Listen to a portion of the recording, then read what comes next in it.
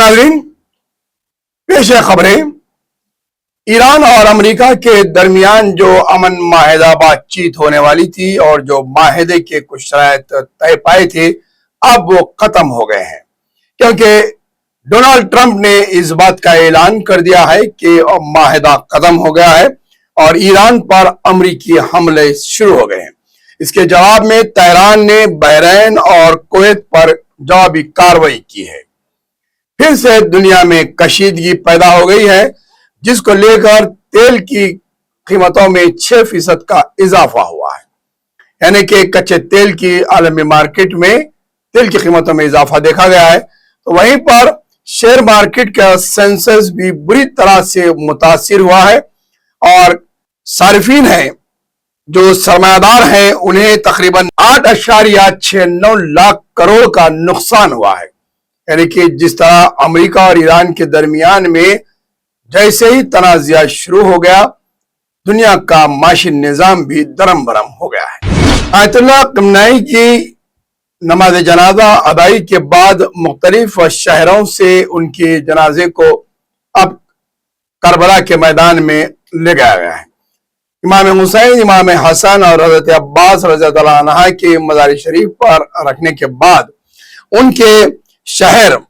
مشاہد کے لیے روانگی عمل میں آئی ہے اور آج ان کی تدفین عمل میں لائی جائے گی۔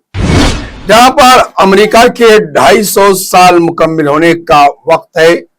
اور جشن منایا جا رہا ہے، وہیں پر ایران کے سپریم قائد کی تدفین عمل میں آنے جا رہی ہے اور ان کی جسد خاکی کو سپرد لحد کیا جا رہا ہے۔ ایک بات یہاں پر واضح رہے کہ کیا جو معاہدے ختم ہوئے ہیں اور جس طریقے سے کشیدگی دوبارہ پائی گئی ہے، کیا اس میں اس بات کا تذکرہ کیا گیا تھا پہلے کہ آیت اللہ خامنئی کی نماز جنازہ اور ان کی تدفین کے مراحل تک یہ امن معاہدے کی بات چیت کا سلسلہ جاری رہا اور جیسے ہی ان کی نماز جنازہ ادا کر دی گئی، کروڑوں کی تعداد میں ان کے چاہنے والوں نے شرکت کی اور ان کا آخری سفر مختلف ریاستوں سے ہوتا ہوا ان کے شہر پہنچ رہا ہے اور اس وقت امریکہ کی جانب سے معاہدے کے منسوخ کیے جانے کا اعلان ہے۔ اس میں تشویش کی بات ہے کہ آخرکار ایسی کیا معاہدے کی بات چیت تھی جو صرف خامنئی کے نماز جنازہ تک اسے تعطل کا شکار کر کے رکھا گیا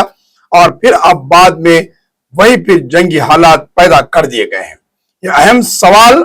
عوام کے ذہنوں میں اور دنیا کے نظر میں آ رہا ہے کہ کیا صرف یہ جنازے کی نماز کی حد تک امن معاہدے کی بات چیت کی گئی تھی